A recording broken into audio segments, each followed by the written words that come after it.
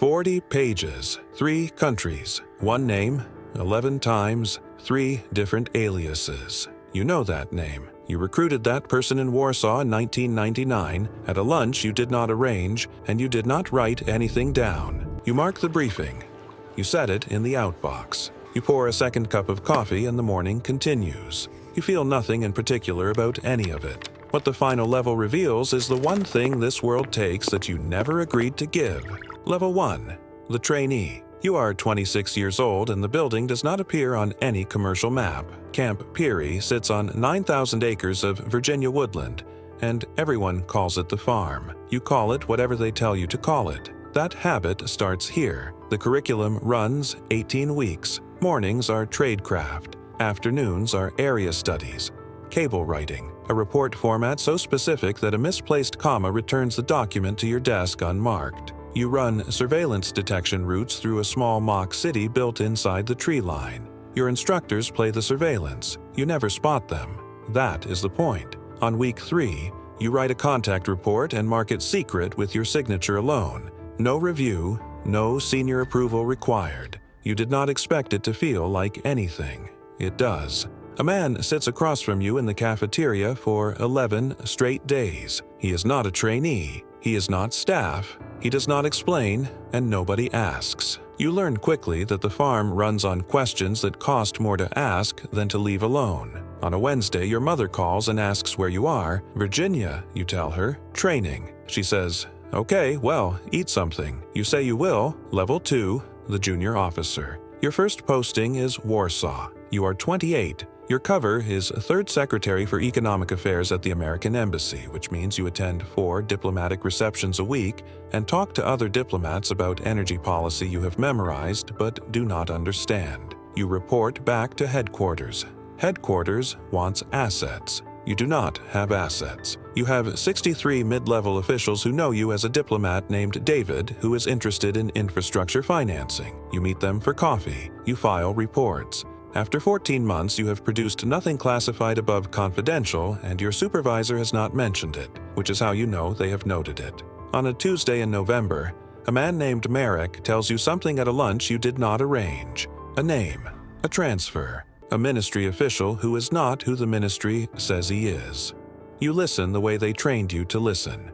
You do not write anything down. You file the report that night using language specific enough to matter and vague enough to protect him. Headquarters responds in 4 hours. That has never happened before. Most people assume junior officers are running operations. You are building a face, becoming someone the city trusts enough to talk to.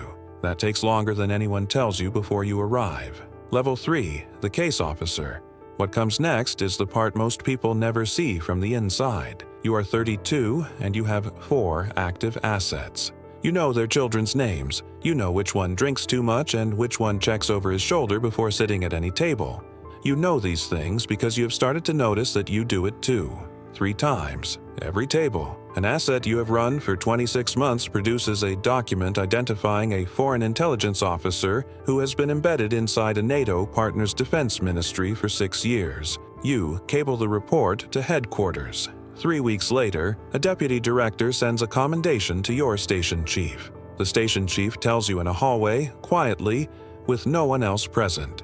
No name on the commendation. No record of your involvement anywhere in it. The most significant professional moment of your life exists without you in it. You can open a developmental file on any foreign national you designate with a single cable. 1 signature. No prior approval. That designation triggers a background trace across 14 databases. You used it twice this year. Once it found something useful. The second time you spent 3 weeks wishing it had not. Level 4. The handler. You are 37. You manage 9 case officers and their combined network of 22 assets. You do not run operations anymore. You review them. You approve them. You sit in a chair and read about field moments you no longer have. The recruitment pitch is the sharpest edge in this work, and you have not made one personally in 4 years. You coach your officers. You tell them the silence after the question is the most important part. You tell them not to fill it. You remember the silence. Your officers can authorize emergency asset payments up to $12,000. You can authorize up to $50,000 with 1 signature. No cable required, No waiting for headquarters to respond. 50,000 reaches a numbered account in Vienna before the asset boards his connecting flight. And this is not power, you tell yourself. This is logistics. A 29-year-old officer on your team recruits a source inside a foreign finance ministry inside 3 months. You read her report and recognize something in the phrasing, the patience, the specific questions she chose. You trained her at the farm 6 years ago and you did not remember her name until now. If this is landing for you, subscribing takes 2 seconds and it means you never miss one of these. Level 5. The Chief of Base. You are 43. The base is in a city that does not appear in your official personnel file. 3 officers. 2 local employees who do not know each other exist. A cover company that imports medical equipment and turns a small, consistent profit so the accounting stays clean. You are the last person in the reporting chain who knows the real names behind the intelligence. After you, the person becomes a source number, a cable header, a symbol on a distribution list. They disappear into the system, and the system moves forward without them in it. Your daughter is 9. She told her teacher last spring that her father helps companies talk to each other. That is true. In a way, you have not told your 3 officers that the product they generated last month reached a principals committee meeting in Washington. You will not tell them. That is not how this works. Level 6, the Chief of Station. Most people assume the top is where it gets easier. It is not. You are 49. The station has 11 officers, a support staff of 8, and a budget that does not appear in any congressional line item anyone outside this building has read. The ambassador knows you exist. He has formed assumptions about what you do. You have never corrected them. You can declare unilateral operational authority in country for any action below the threshold requiring a presidential finding. That authority lives with your signature. The station can open a surveillance operation, designate a developmental contact, or authorize a payment without a prior cable to headquarters. You notify Washington after. They call it accountability. You call it speed. The intelligence your station produces reaches 12 people at Langley whose names you know by first name. 7 of them have never acknowledged the work came from your station. 3 cited it in White House briefings without attribution. 2 have called you directly to say it mattered. You remember those calls more clearly than you expected to. 3 nights a week, you eat alone in the residence. The residence is comfortable.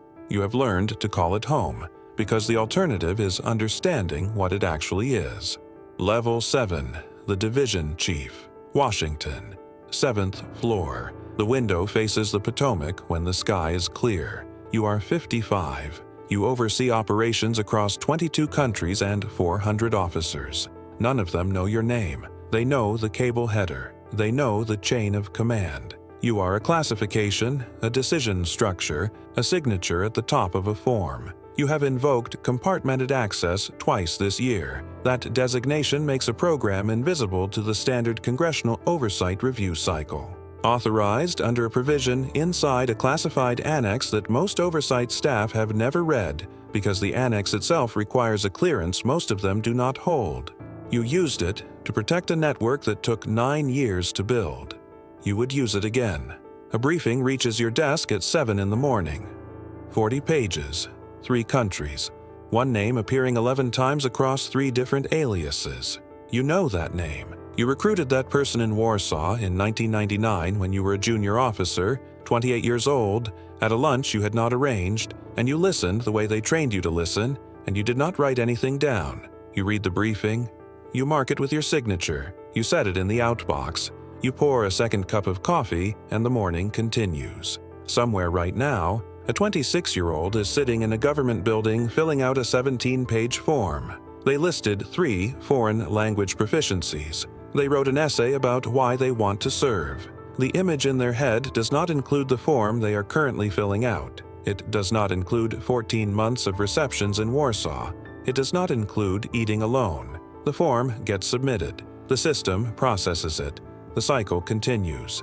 If you stayed this long, you already know this channel is worth staying on. Subscribe, and the next one finds you.